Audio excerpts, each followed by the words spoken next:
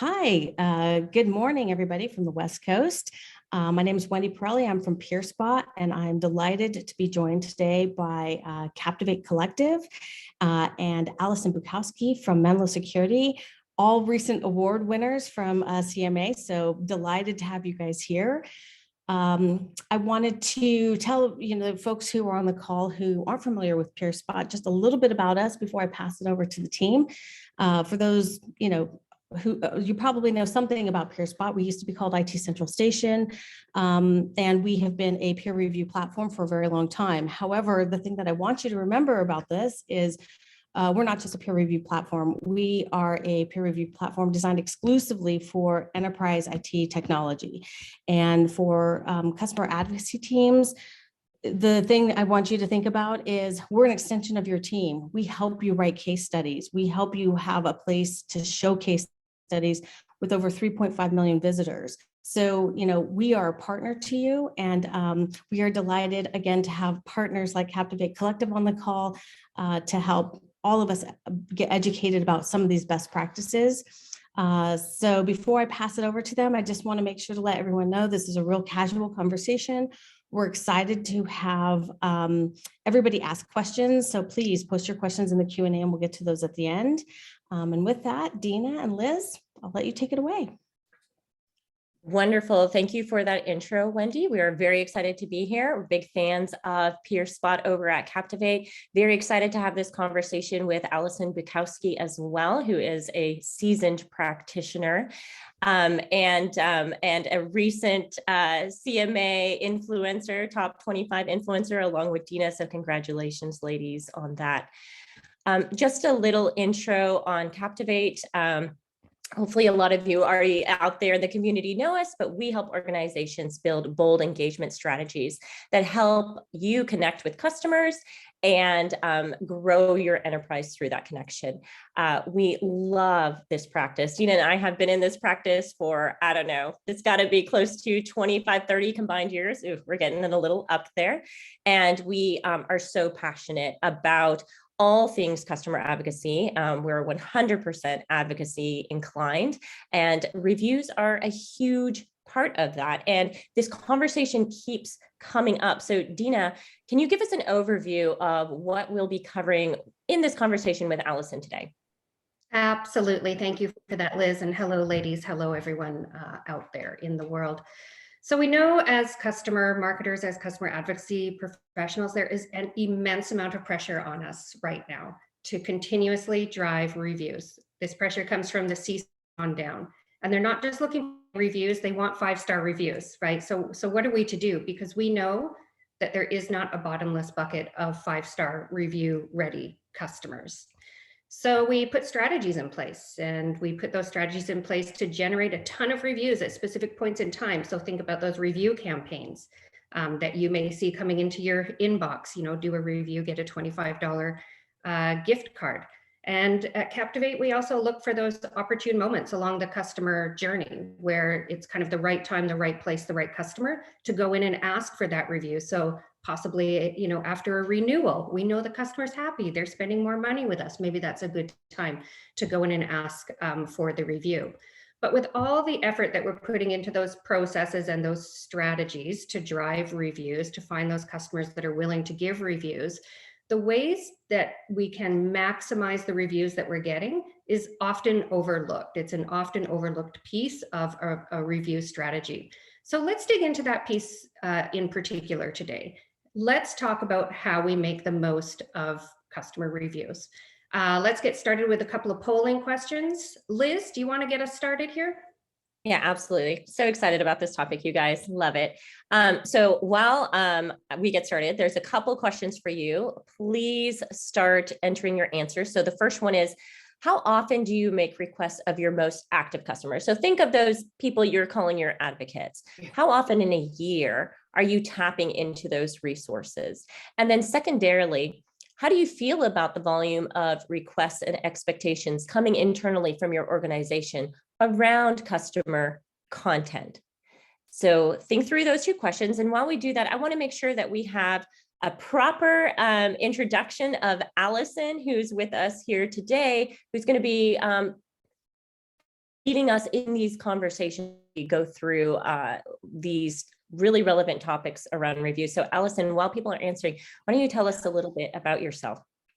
Yeah, hi, thank you, ladies. It is a pleasure to be here today. I'm sure that I have met most of you out there, or at least we've communicated in some capacity, so nice to see you. I am Alison Bukowski.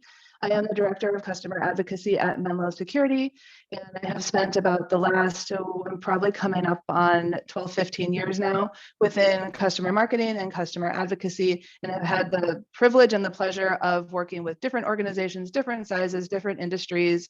And the one thing about customer advocacy and customer marketing is never the same thing twice, and it's a constantly changing landscape. So I think this topic is really timely and pertinent today. So I look forward to it, Liz and Dina, to chatting with you guys. Wonderful. Thank you so much for that, Alison. All right, we've given you a little bit of time. Hopefully a good bit of you have been able to answer the questions. Hurry, hurry, hurry, real quick. If you haven't, I'll give you a little countdown from 5, 4, 3, 2, 1. Okay. And let's see some of these results. Okay. Really interesting. So most of us are doing that 3 to 6 times a year for each of our active advocates. And then how do we feel about the volume of those requests? I'd say we're regularly asked, but have to decline or scramble to find a way to get it done is still the majority. So that's great to know as we go into this discussion, because hopefully some of the topics we're going to be hitting on today are going to speak right into that pain point that we're seeing there. Yep. Yeah, it's that scramble, right? It's that scramble to get those reviews that drives us all crazy. And it throws everything else we're doing off, because the focus becomes totally on reviews in that moment. Okay, so let's get going with our conversation. Let's talk about how you show value for customer reviews. How do you show your customer that the review was worth the effort for the business and for them? Yeah, you know, you guys certainly jump in here, but I want to kick it off. And Dina, you brought up a great point, and I think everyone else has brought up the same point. We're asked all the time and we're scrambling. And I think part of that is we tend to be more in a reactionary mode rather than a proactive approach to customer reviews. And I mentioned that, and I'll certainly get to the meat of the question as well, simply because that's my first call out, is we have to be able to make the shift from being reactionary. I get it. I have been in that boat as well. Like, hey, we have a quota, we need a certain number of reviews, or we have a calendar that we're trying to manage. And I think we also saw in the poll, you guys know you can only hit up customers so many times and really expect to maintain a positive relationship and also get valuable content. So there are inherent risks with the reactive approach. And if we're going to really look at a review, we have to know how we're going to maximize it, so that we're maximizing not only the customer's time and investment in us, but that we're also maximizing our ROI, if you will, on the content that's coming back from reviews. So how do we start to showcase, right? Dina, that's what you had asked me. How do we start to showcase the value of the customer reviews? And I think it's really, like I said, it's how you leverage it. And you have to go in knowing, as part of your strategy, that a review should really feed multiple arms of the business instantly, right? It's not just content that's coming in for customer marketing or customer advocacy. It should also be feeding sales. It should be feeding customer success. And actually, it should also be feeding the product team. Probably people have heard me say that I'm all about multiple birds with one stone. I'm all about multiple birds with one review as well. So I think that's the first piece, is making sure that we have it laid out. And I really encourage people to actually put pen to paper and map that out. I don't know, Dina and Liz, if you agree with that approach, or if that makes sense in your experience working with all the customers that you work with. I think, Alison, that's a really good point. And we see it all the time, and we've all been guilty of it, like you said. Sometimes it's more about the just hitting the goal than it is about an actual strategy of what you want to do with those powerful reviews. And so it can become more about just hitting a number and saying, we as an organization have this many reviews. Okay, that's a good starting point, I guess, to have more reviews than not to have reviews. But I think we are pretty, immature in the way we think about, okay, so what do we actually do from a strategic standpoint? Who gets notified when those reviews get up? Who gets thanked when those reviews go up? How are they being introduced into the sales cycle? Probably every sales guy is doing their own thing to an extent with reviews. And where do they enter the customer marketing and customer content? Right. And I think that, you hit the nail on the head. Part of it is that everyone's doing their own thing, right? And we hear this, I don't know about you, I'm sure you have, that it's all about quantify, how are we now making the shift in customer advocacy to showcasing, and how do we quantify what we're doing, which I think we can use that term synonymously with value, right? Because that's what it's all about. And it's really difficult to tell, okay, so a prospective customer reads a review and they engage with us. Well, was it, the review? But I think this is an opportunity too for review sites to help us if I can make a request, because obviously I have PeerSpot here, that I think it's nice to be able to find ways to have that partnership and communicate with each other and help us, right, with some of the feedback and the statistics. And we're protecting confidentiality, of course, but some of that information is really helpful. But then also leveraging things across multiple, channels. And for sales, we all kind of know, I'll just pick on sales as the first example, feeding them. I love sales, but they're probably the one that's going to go rogue more than somebody else. But to be able to show them how they can leverage driving traffic, not only taking the reviews in, but driving traffic to the review platforms, right? I mean, it's not that different than I go to Amazon. I'm not buying anything anymore without going to Amazon and looking at, okay, what is this vacuum cleaner? What is the review like? Have sales push them to the review site. Use email signatures, right? Use them when you're, meeting with a prospect or something like that. Just push them. That's one easy way to get sales on board and to push them to a reliable third-party source.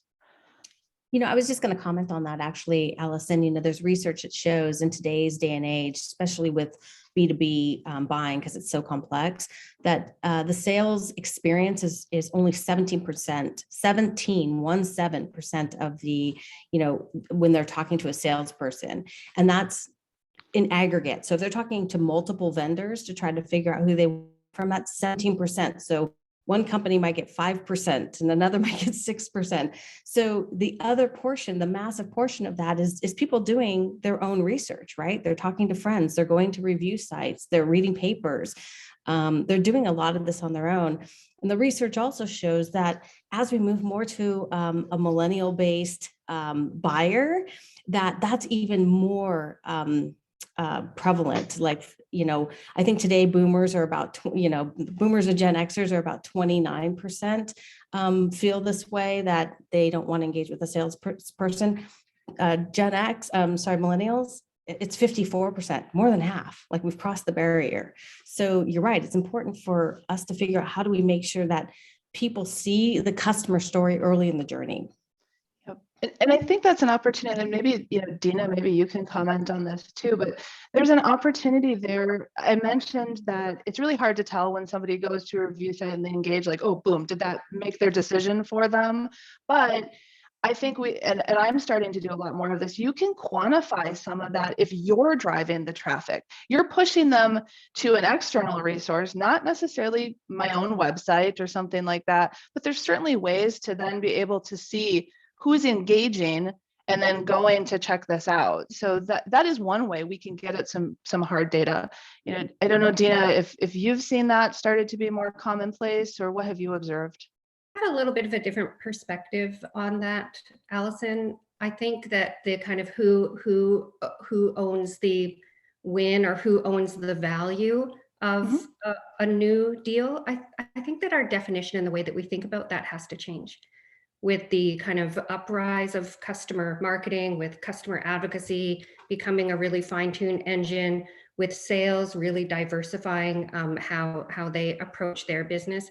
A win is a win. So asking kind of what is, I mean, I was asked 15 years ago, what is the value of customer advocacy? I need you to quantify that. Really, it's the value of what are we doing as a business, right? We should have shared metrics around how we approach customers.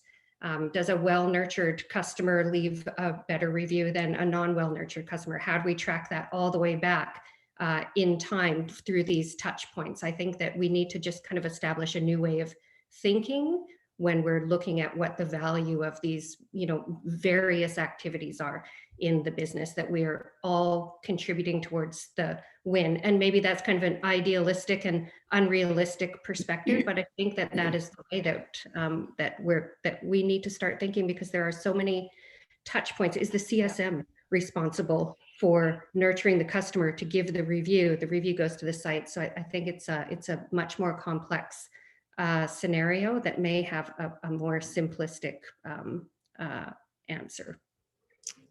So maybe now's a good time to move to the second question that we have in our session here. This has all been really good conversation.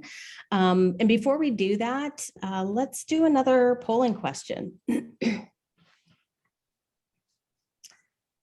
So how do you use feature customer-driven content today? So, what are you doing with these reviews once you gather them? Like Alison was saying, as soon as you create it, it should be, instantaneously usable, and lots of people should be grabbing onto that. So what are some of the things, check all the things here that apply. How are you using when you get those great case studies? Do you have a big checklist that you're going through, making sure that you're getting them into as many opportunities as possible? Or, to Dina's point, is your goal to get the story and you pass it off to someone else and kind of check the box? So help us understand what are some of the things that you're doing with these stories today. Give you a couple seconds here. I liked what Liz did, the countdown. So we'll do. we'll do the countdown. We don't have music or Jeopardy theme next time around. If we had a jingle to sing right now, this would be a perfect. I feel like the final countdown song should be in here. It's the final countdown. Now that'll be stuck in everyone's head for the rest of the day. So let's go ahead and move over to the results if we can. Great. Yeah. So I think it's what we kind of expected, right? There's some low hanging fruit, like get it on your website and stick it on social. I love that. I think, again, everybody is, that again, low hanging fruit. I think there's probably, again, more external review sites. PeerSpot's happy to take those and get those onto our platform. So lots of people, as they're searching through Google, can find them. Which again, we have lots of people looking for. I want to compare product A to product B. So we want to make sure that you guys are represented well out there. So let's go ahead and move to the next question. So the next question is, we know customers, their time is precious. As we saw in the first question, we're asking the same customer 6 times or more to do something. And there's just only so many great customer references that, want to be those advocates. So what are some other ways, and I'll send this over to Alison, what are some other ways that we should be thinking about how to leverage a customer review? Yeah, I think, as I mentioned earlier, that it is and the poll results show it, right? People are doing a great using this content in different ways. I would be willing to argue, although please send questions or comments via the Q&A. Are you doing all of them? And that is my suggestion, that we really should be. One thing I didn't see on the poll is full disclosure for me from a customer advocacy perspective. They aren't worth that much to me, reviews that is, if I'm not using them in at least 3. I'd prefer 5 to 7 different ways, because I simply have too many internal stakeholders to not capitalize on that content provided. I actually also use the reviews to feed me selfishly from a customer advocacy perspective, because it provides new advocates, right? It helps expand that pool. If we're asking customers, 3 to 6 times a year, the poll result, I would really love to have more customers that I can ask 3 to 6 times a year.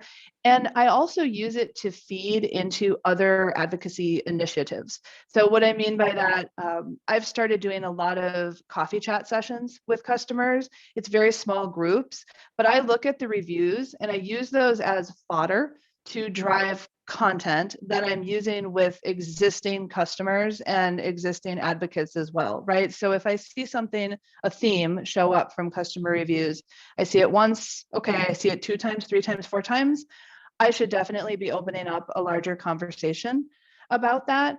So that's one thing that I don't think we captured via the poll. And then of course, and I'm sure that Dina and Liz can comment on this as well, but it quotes, there's the case study piece of it, which is great. And I think it's something actually where PeerSpot shines, because there is so much content that comes in through those reviews. It's like an instant, grab and go, because I'm just me. If we're lucky, we have one other person on our team, maybe 2 if we're extra fortunate. So we're all used to being kind of one-man band. So when there's an instant case study provided from a customer review, you better believe that I'm going to grab that and use it. But then also breaking them apart. I think we've touched on that, right? Using them in social, using them on the websites, things like that. But I also believe that they should be feeding into campaigns, right? Marketing campaigns. I am just, my personal philosophy, I shouldn't be sending out a campaign to customers or prospects if it doesn't feature customer sentiment in some way, whether it's driving it to a review, if it's using a call out of a testimonial. So those are a couple, but I have some other suggestions as well. But I'm curious to hear from Dina and Liz as well, how you guys kind of help coach and educate customers on leveraging that review content. You touched on one piece there. I mean, you touched on a lot with all great stuff. What you mentioned early on about looking for themes, I think that is really untapped when it comes to reviews. Looking for themes in the data, right? As marketers, we need to do that more. We need to look for the themes, the positive themes, figure out how we take those positives that obviously are resonating with people, because when they're asked to write the review, that's what's coming to mind, that this is actually the value for me in using this product. So you can look at those themes and balance that against perhaps even, what is your value proposition for this product or service or for your brand. And then also looking for, maybe the negative themes. What are people finding difficult about using your product or service? Where can you improve? And then what do you do with that data once you have it? Not super data inclined, that's a-okay, but pull in the people who are. Get that review data in front of them so that they can do the hard work of looking for those themes. But looking for themes in the data, very rarely do we see folks doing that. And I would say too that with those themes, and you were touching on this, Dina, that some of that really good stuff, the positive stuff, that's what I want to go outward, right, to the market. And I want to highlight, these are things that other customers are talking about. I use those for kind of more outward facing. Some of those sort of trouble areas, it's really nice to hear that and then leverage your advocates. They're a safe space, right? A soft place to fall where they will give you true feedback, but it's constructive, right? And that's great for the product org. I told you that, I think it's pretty easy to get it from a sales marketing, but feed product. They love that. And the one other thing that we haven't touched on that I think customer reviews are really an untapped resource is from a reference perspective. When we talk about customer references, and I love what you were saying, Dina, about, it's not just an advocacy lift. It's not just a customer marketing lift. This is an organizational lift. Doesn't mean we get away from, we still have, to report back to our bosses on like, what are you doing and what's your value to the organization? But from a customer reference perspective, I think that's never going to go away, but the way we approach it is evolving. And I think it needs to change. And I think that content-driven references, video-driven references, all of those things are going to become even more powerful, perhaps, and more, how do I say, flexible and agile than your typical person says, I need 3 healthcare references and I need to get the people on the phone and I needed to do it. And then we struggle to coordinate it and it becomes, a headache. How amazing to take pieces of content from a customer review. And like I said, if you're able to have a really meaty review in front of you, you can create little snippets and sound bites. And I'm using that a ton now. And it just gets me so excited because it makes my life easier. And actually sales loves it because I can feed it up instantly. There's not a waiting game. So that's another area that I'm finding to be really useful. I guess I would throw one more wrench into this conversation because we've really been talking about here's the done asset, the review, and then what do we do with that one asset from there? And what I'm really excited about are the conversations happening about, well, if we took that one step back and we looked at the experience of that customer giving that review and said, what if this was more than just a review? What if that wasn't just the end result? What if when we talk to our customer, we help create a seamless experience where we're not one-off asking them, will you go write a review on G2? Will you go write a review on Trust Radius or PeerSpot or Gartner? And then we do it like periodically throughout the year. It's kind of a weird experience, right? Because they're basically rewriting their thoughts like 4 different times. So I get excited about the conversations where we take that back a step and say, what if we did similar to what PeerSpot does? What if we interviewed and then turned that interview into video content? We turned it into, hey, we took your interview.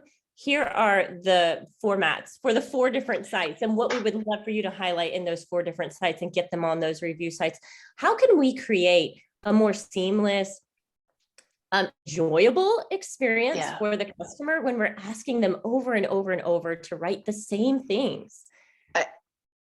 I agree wholeheartedly. And I think a big piece of that is let's get back to the roots or the foundation of why I think most of us do what we do and we come to work every day, and that's relationships and building really strong relationships with our customers. And I don't care if those are clients, internal stakeholders, external customers.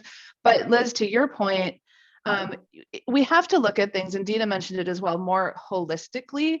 And one of the things that I like to do, rather than just blasting out, like, here's a link, can you go and just spit out this information, and then we're hitting them up again 2 months later. If the relationship is solid, I call it my trail of breadcrumbs, because if it's part of the natural progression of the relationship, it's a lot easier to do, right? I have a conversation when I have a new advocate. I always have an interview and I have a conversation with them about, what are you liking? What are you not liking? Yes, I want to get to know them, but I also want, I get a testimonial out of that. Oh, by the way, that was really, really interesting. Would you mind sharing that, doing this quick video? They'll come with you on the journey. So that, just to layer on to what you were saying, Liz, I agree completely. And I think the way we approach it is just as important as the vehicles and the mechanisms that we're using. Yeah, no, that's perfect. Thanks, guys. I think, one of the reasons why I recently joined PeerSpot is because I believe in how they think about the democratization of the customer voice out there, and allowing people to make purchase decisions based on what other people use the product are saying about it. And to your point, Liz, the idea of, if you can write a really comprehensive review once, imagine all the goodness that's in there versus, you send somebody a $25 gift card and they write, it was great, I loved it. Right? You're like, what do I do? What do we do with this content now? Like, there's no meat here at all. So yeah, I think, if you can get them to write once and use many, that saves, Alison, as you were saying, your teams are sometimes a team of 1, 2 if you're lucky. You don't have the bandwidth to go and extract information from these people over and over again. And they don't want it. They don't want to be treated that way. So I think that was a good summary. I'm going to encourage everybody to put questions in the Q&A. If you have questions, we'll go ahead and get started with a couple. So I think, Alison, you were talking about having quotes. And so somebody had asked, how do you organize your quotes so sales is able to easily self-serve those? So it's a loaded question. And I'll give you the slightly embarrassing answer to that question, which I think is okay. Sometimes it is as simplistic as starting with a spreadsheet. I don't like them, but sometimes it is. And it's okay. And I think we have to acknowledge that something is always better than nothing. I would also say, make sure you own it, right? That you're the owner of that and you're managing that resource. Not that it can't be a self-service resource. So it could just be something that's a lockdown, spreadsheet. I've been there and I've done that. And you can filter and you can easily kind of go in and see, hey, I need a customer who's happy with our, customer support or whatever. That is definitely possible. The only thing I say is make sure it's locked down in the sense that it can't be like edited by others and you have a really good review on that. I do it biannually to make sure that those quotes are still very, useful. In addition, go ahead, Liz. I was going to say, and there's nothing wrong with starting with spreadsheets. When Dina and I talk to customers about building advocacy programs, sometimes that's where you start. You're starting with a spreadsheet. So with quotes, I would just say, you could definitely do that. And as long as you tag effectively. So look at that quote, look for use case, look for industry, look for any important sentiment, build those tags into your spreadsheet, and then you can filter off of those tags and easily grab something. And then your sales guys can come in and filter and do the same thing. And that would be very helpful for them if you organize them by those topics and tags. A couple of additional ideas here on organizing quotes so that sales is able to easily self-serve. So there are great tools out there. So if you are using some sort of reference tool, make sure that you're maximizing your use of that tool, that you understand all of the functionality, and that your sales folks also know how they can self-serve quotes through that tool. Something that we're doing with our clients now, which is kind of fun, are lookbooks. So if you do, drive reviews in a certain time frame, one of the deliverables, one of the assets that you can create coming out of a review cycle is a nice deck, right? So a nice template. Think about how sales is going to use the quotes, right? So pulling a quote from a spreadsheet is just a little bit of text. How is sales going to use that quote? Is the quote for putting in an email? Is this going to be a quote that they're going to need to use in a demo or some sort of conversation? Supplying sales with a nice signed that is organized, that they can pull these slides out of, that house the quotes that are relevant to their audience, and we know that sales can get really granular in the types of quotes that they need, is a nice, really kind of low barrier value add to what you're doing with reviews. Yeah, I agree with that. I think the key is context, right? That you have to provide some context, lead the horse to water, right? This is a great way that this is powerful. And then also if you're looking for adherence, right? The more you can give them, I agree completely, Dina. And then also with the tools, that was the one other thing. There's a lot of things out there and it can become not just quotes that are easy to drop, but those reference, those testimonials that can be used from a reference capacity that can be fed into some of those tools and things like that. So certainly can investigate. And I know we have another question, but someone, oh, sorry, Wendy. Was that what you were going to say? I was going to say someone, Andrea just added an add-on question to this topic. So I thought it would be good to just jump in, and it's a lot of people opt to remain anonymous now. And even when we put out requests for quotes, we'll often have people tell us from day one, can we use your whole name and your company? Can we use just your industry and your title, whatever that combination is. But a lot of people more and more, especially if you're going for those big brands, right? and it's a casual quote, they're not going to sign up for anything official without going through some massive legal process. So Andrea's question is, how do you find the field leverages that data? So, customer from X industry and X location says this. I think maybe you're asking, Andrea, is, are those helpful? Have meaning? Do they have weight when there's anonymity behind it? I have my opinion, but I'll hand it over to the girls since I just read that out. Go ahead, Dina, if you want to. Did you want to grab that one? We both can, of course. Yeah, I think that they do have value. They do carry weight when we go onto review sites and we're, trying to, figure out what we need to know about a product or service. A lot of the reviews are anonymous, or, customer X from X industry. So they're out there, they're validated. Of course, it's better to have a name and a nice big kind of global enterprise brand name beside the quote, but don't discard those quotes that are anonymous. Again, going back to the lookbook, lookbooks are great because they're kind of a living document. You can have a whole section in a lookbook that is anonymous. And sales can choose to use those. Yeah. It's not always possible to provide the quotes that are at that level of granularity that sales requires in a public reference.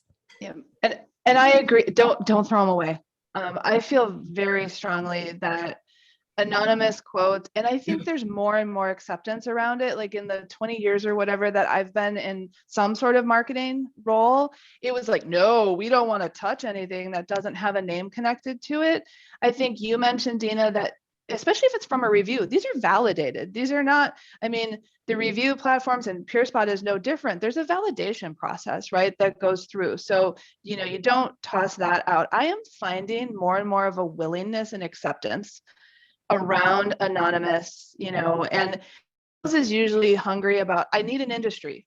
So it's okay that it's an industry. And I will also say, I know we're talking public, facing. So yes, don't throw them away, but don't throw them away either, because that is an educational goldmine. And everyone in the organization should be reading all reviews and all quotes that come through, because that's how you learn about your customers, is hearing what they actually have to say, whether or not they put their name to it.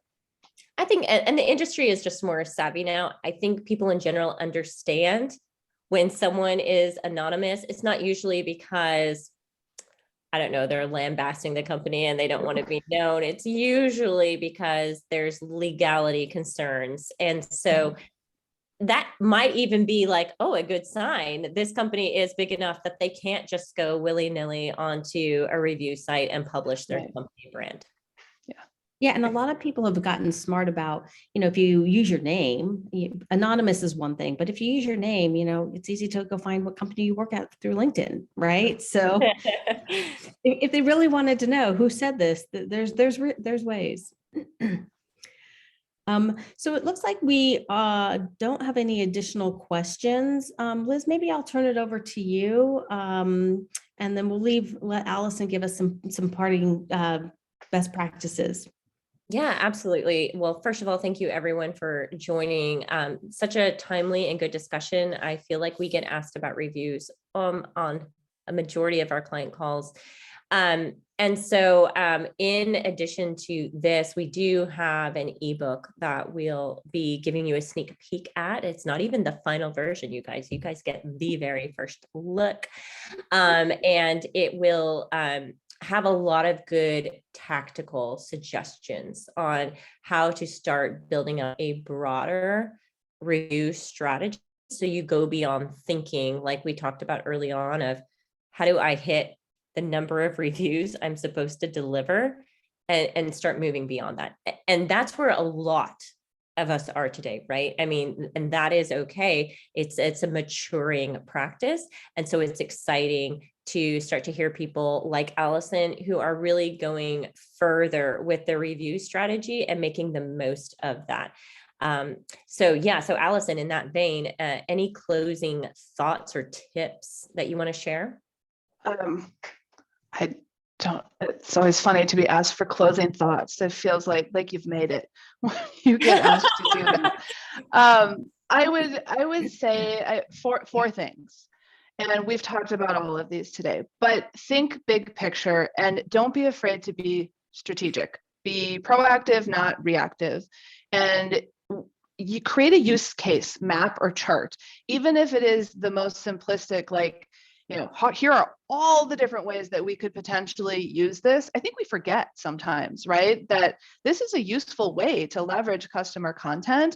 And I think you'd be surprised if you actually sit down and document it. I have one, I'm not going to lie to you, and it has about 50 things on it, ways that I can use customer sentiment. So use it and pull it out and map stuff to it. 3, if you find one nugget, identify every possible way that you can use that nugget. Go to that chart or that map that I just talked about, and then figure out where does it make sense. It won't make sense all the time. And then lastly, this is back to something, that Dina had mentioned, about it being an organizational lift, right? Not just me, not just Dina, not just Liz or Wendy. We're doing this for our organizations. So communicate cross-functionally and serve up, lead the horse to water, right? Serve up the content, but then also make sure they're executing on it. Try to get, not a babysitting exercise, but just make sure that it's helpful and it's useful so that you are communicating with those internal stakeholders and that they're using what you're feeding them. And if they're not, figure out why. And if they are, great, continue to deliver more of that to them. So I guess those are my parting thoughts for what they're worth. Awesome. Thank you so much, Alison. That was Thank great. you. I will just add, anyone who starts really thinking about that customer experience before the review is even given, extra bonus points to you. I'd love to hear about it. Please link in me and talk to me about it. I'm really excited about that. Anything else from anyone before I close this off? Wendy, Dina? Nope. Thank you, everybody, for being here today. Yes. Thank you for our guests and our co-sponsors. We really appreciate you guys being here. Wonderful. Great. Thank you so much for having us, everyone. Wendy. And thanks, Alison, Thank you. Dina, for being part of the conversation. Great. Of course. Thank you, everyone. Have a wonderful day. Thank you. See ya. Bye. Bye. Bye.